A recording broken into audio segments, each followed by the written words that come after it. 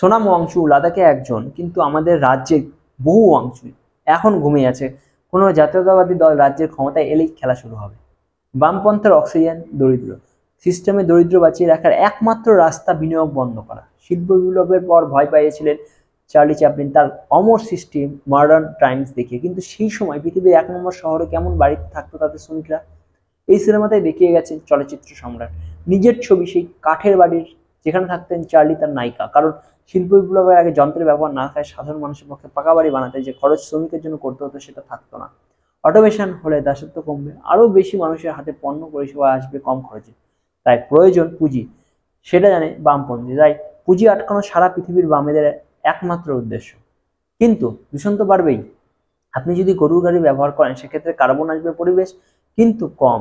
তাহলে কি গাড়ি চালাবো না? যন্ত্রের কংক্রিট না বানিয়ে হাতে বানালে কার্বন কমবে কিন্তু কাজ হবে? শিল্প বিপ্লবের পর সস্তা হতে থাকলো পণ্য এবং পরিষেবা। তাই অটোমেশনের পর ভয় হিসেবে আনা জলবায়ু পরিবর্তনের ভয়, ভূতের ভয় দেখাও, ওঝার বাজার তৈরি করো, ভবিষ্যতের ভয় দেখাও, বাজার তৈরি হবে জ্যোতিষী, তেমন জলবায়ুর ভয় দেখাও, নতুন একদল 420 ব্যবসায়ী বিজনেস।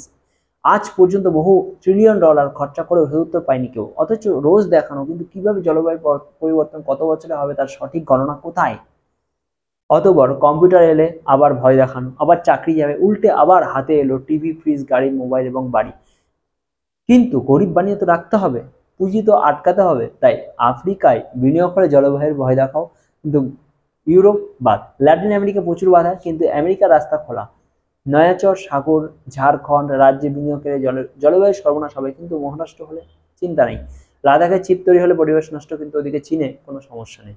আগামী দিনে লাদাখ তাইওয়ান হতে চলেছে, সেখানে কারণ বিশুদ্ধ জল আছে, তাছাড়া জমি আছে, শিক্ষিত মানুষ আছে। আর এমন সময় বাজারে আসতে চলেছে আমির খানের 3 ইডিয়টস রিটার্নস, সব বরবাদ করতে, আমাদের জিনজিকে খেপাতে।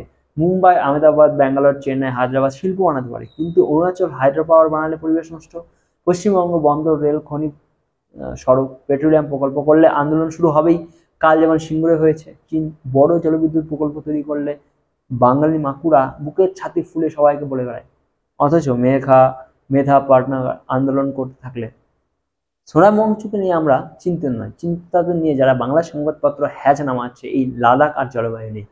আগামী দিনে আমাদের রাজ্যে বিজেপি যদি ক্ষমতায় আসে আর সিদ্ধেশ্বরী, নুরবিল, দ্বারকেশ্বর, গন্ধেশ্বরী, সুবর্ণরেখা, তিস্তা এসব জায়গায় যদি আমরা পেট্রোলিয়াম হাব, জলবিদ্যুৎ কেন্দ্র, বিমানবন্দর তৈরি করি, শুরু হয় সিঙ্গুর টু, যারা নিজেরা সরকারি চাকরি করে ও মাসের শেষে টাকশাল থেকে মাইনে আসে কিন্তু বাকিদের ভাত মারার ব্যবস্থা করে বাজারে নামে, আমাদের রাজ্যে কিন্তু 100 সুনাম ওয়াংচুক ঘুরে বেড়াচ্ছে। তাই সাবধান।